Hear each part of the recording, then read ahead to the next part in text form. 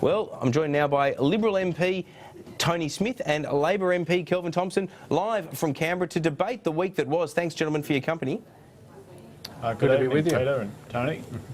Tony Smith, let me start with you. What are you guys in the Liberal Party doing, being so nasty and picking on your poor country bumpkin allies there, the Nationals, teasing them and mocking them and pulling the wool over their eyes about the diesel fuel rebate? It's mean. It's like giving kids a Chinese burn in the playground. Well, how unpredictable you'd be provocative, Peter, but as you've heard all day, the story's completely false. It's been denied by multiple senior people who would know, and that's been, it's unfortunate that the story ran. I mean, it's a false story. But what's your view on it? Like, more seriously, though, let me ask you, because I know I have obviously heard that today, that it's been denied as not being true, but the ABC claims that it was a Liberal MP that fed this to them. Now, is your view that the ABC's lying, or that one of your colleagues is being scurrilous in leaking this sort of information falsely? Oh, I certainly don't think the ABC just invented a source. I wouldn't make that claim. Someone's briefed the ABC. So there is a Liberal MP prepared to do that. That's outrageous. Well, someone's been a nong, a nuclear nong, and they briefed a false story. And what we know is Mark Simpkin, if he's got any sense, won't listen to them again. Well, Kelvin Thompson, let me ask you about not so much this issue, but more I'm interested in whether the Labor Party is likely to develop a quality platform in a policy sense between now and the next election. At the moment, it's easy for your side. You're picking apart the budget. There's all these internal instability issues that are being created by the Conservatives themselves. Will Labor do more than just take advantage of that politically between now and the next election? You've got time to do it, but will you do it?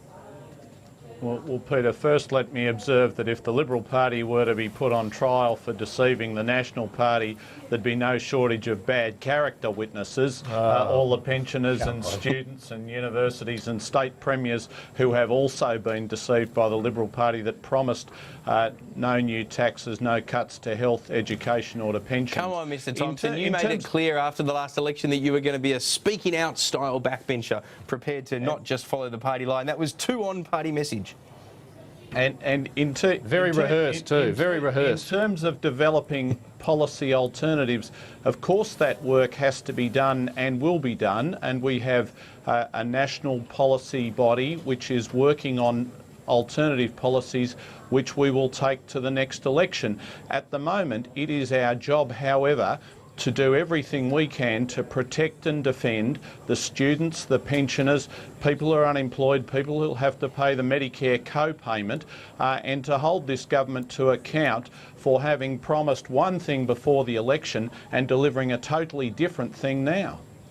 All right, we're going to get to policy with you, Tony Smith, in a moment, but we've got to deal with the elephant in the room that is Malcolm Turnbull and his stoush now with Alan Jones. I mean, this is a fight being picked by Alan Jones. It's a fight being picked, in my opinion, also by Andrew Bolt. Here's my question for you, though. Is Malcolm Turnbull reacting appropriately, in your opinion?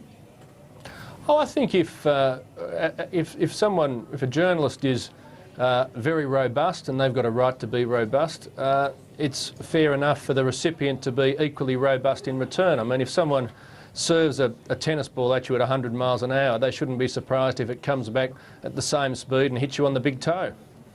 So you're comfortable with his reaction? I mean, I editorialise that I'm certainly comfortable with it. I think it's Alan Jones that's out of line and that's doing more damage to his close friend Tony Abbott than anyone. But that's your view too?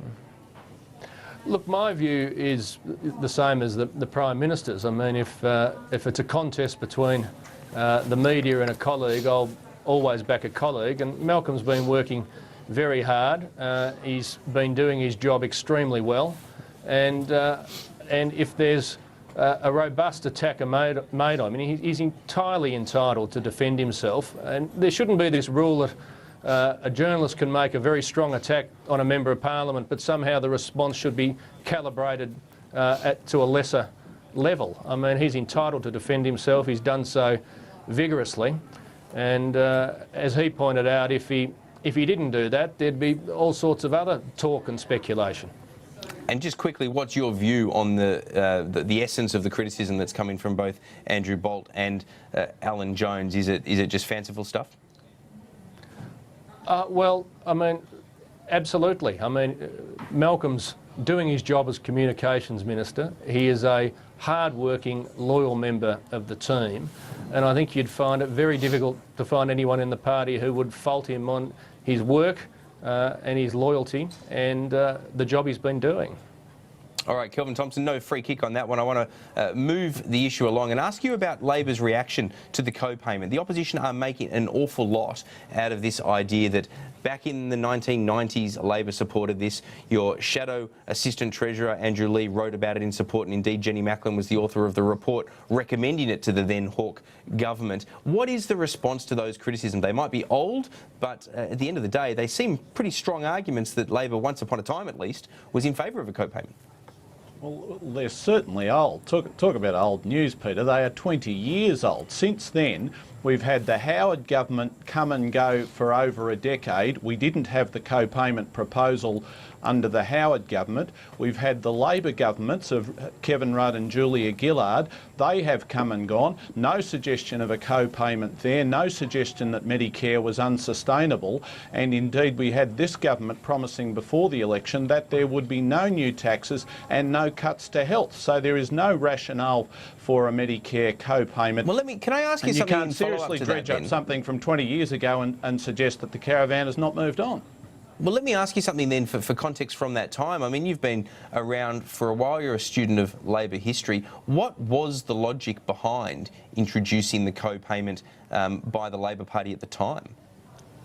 I don't recall the particular logic behind it, but I can help. What I do recall is that the Prime Minister who introduced that co-payment only lasted for a few months after introducing the co-payment, and the co-payment then promptly disappeared. So are you making a prediction about Tony Abbott? Well, what I'm saying is that the co-payment did not find favour, and that's for good reason. Medicare ought to be a system of universal access to health care, and if you introduce the co-payment, it is only a matter of time before you lose that universality. The co-payment is expressly designed to deter people from using Medicare, and I think that would be a pity if that were to occur. All right, gentlemen, I've got to get both of... OK, your quick response to that, Tony Smith? I just want to help Kelvin on his history. I mean, the Hawke government and Health Minister at the time, Brian Howe, introduced a co-payment off the back of a health review that had been led by Jenny Macklin, one of Kelvin's colleagues. And they did so for the same reasons they supported a co-payment on pharmaceutical benefits, for the sustainability of the system. They spelled it out in black and white in their budget papers at the time, and a couple of Kelvin's colleagues, still in the Parliament, voted for it. Warren Snowden and Laurie Ferguson.